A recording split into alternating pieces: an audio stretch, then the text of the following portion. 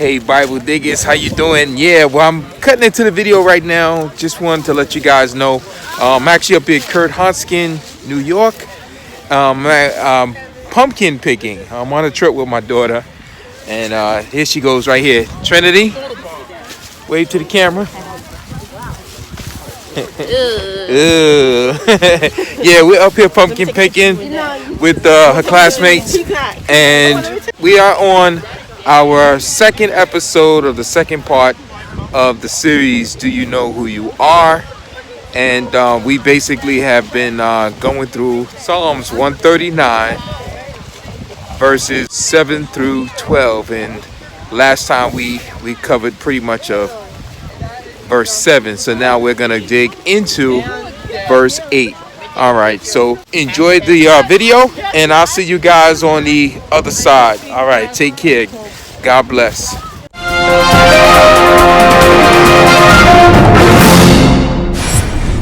Bible diggers, God's presence, which is his omnipresent spirit, is too vitally important to us for the only lives we have to live, so vitally important that we can go nowhere where he is not. Then in verse 8 it reads, if I ascend to heaven, you are there. If I make my bed in Sheol, you are there. In his continuing with this same overarching principle of God's omnipresent quality, where it constitutes his face being literally everywhere at the same time, David takes it a step further by saying, if I ascend to heaven, you are there. If I ascend, that in the Hebrew is to ascend, which simply means to go up or to ascend up to the heavens. Now this term translated from the Hebrew term he used is the verb nasak. Nasak now is actually distinct from the previous two verbs he used, which was halak and barak. Halak, remember, is to go or to come or to walk somewhere. It concerns the nature of space where one traverses or travels from one geographical location to another. Yet in this sense, he used it to communicate to go from God's presence. And the other verb that he uses is the word barak, which is to go through something, come from, or to flee somewhere. Yet in this sense, he is using this to communicate to go from God's presence.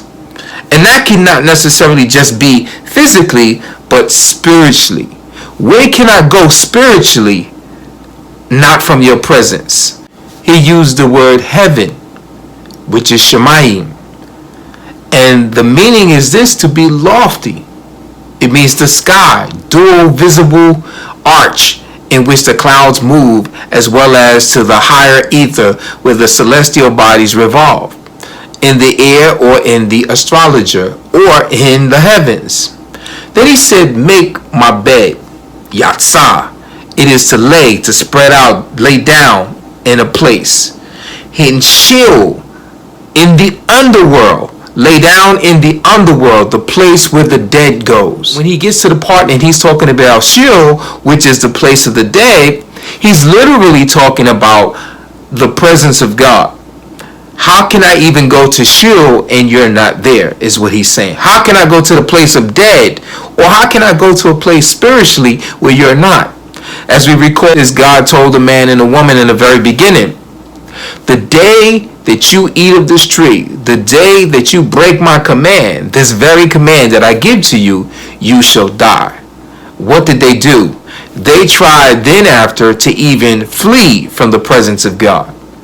They hid themselves even when they heard God calling in the cool of the day.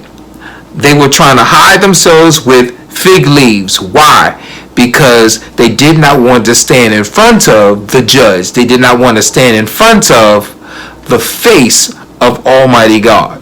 But to no avail, it did them no good, because God knew where they were at. I want you to imagine, let's say for instance, a deep sea diver. To a deep sea diver, we know that the oxygen is very important.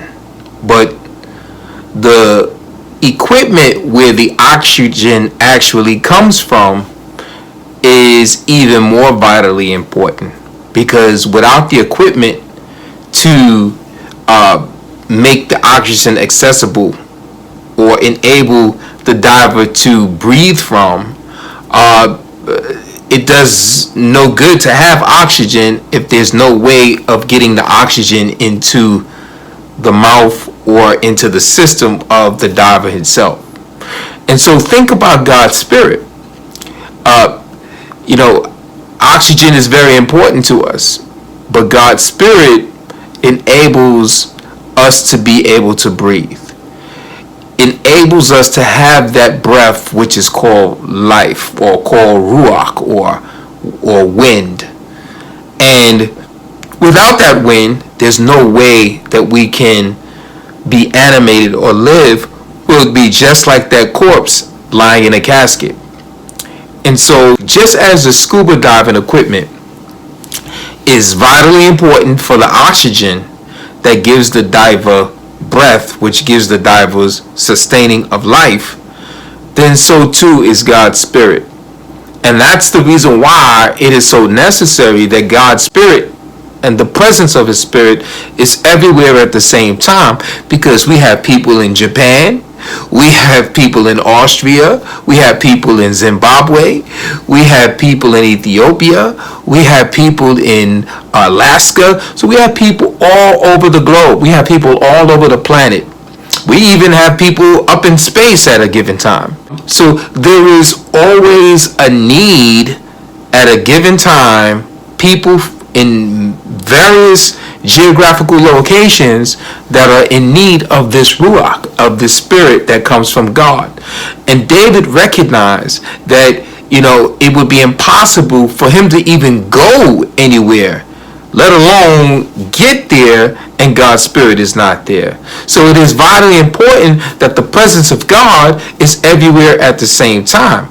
So the idea to think that we can even breathe without a God like the Spirit of God, or like the God of the Bible, is to not really fully understand how vitally important and that we interdepend upon the very life-giving source that we emanate from God's presence, from God's Spirit.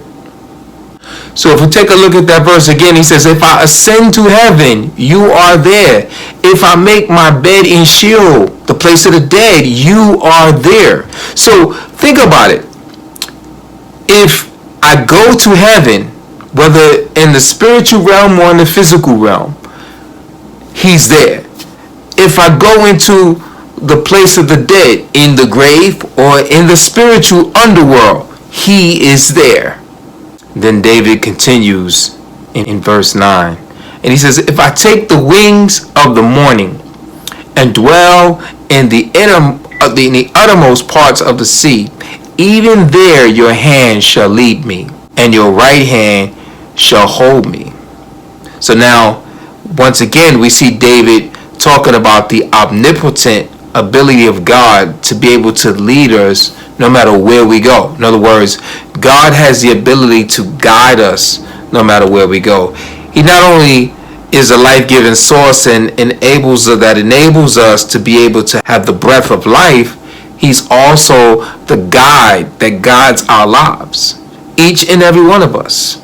We all are born with a compass, a moral compass. We don't always, as human beings, not all of us at a given time, necessarily heed what the compass is telling us. But nevertheless, there is a moral consciousness, and we'll get on that in a later time. Yeah, so what I have is a few clips that I just want to share with you guys. So check these out.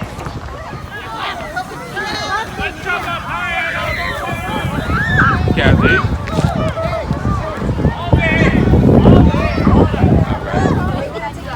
Hey girl.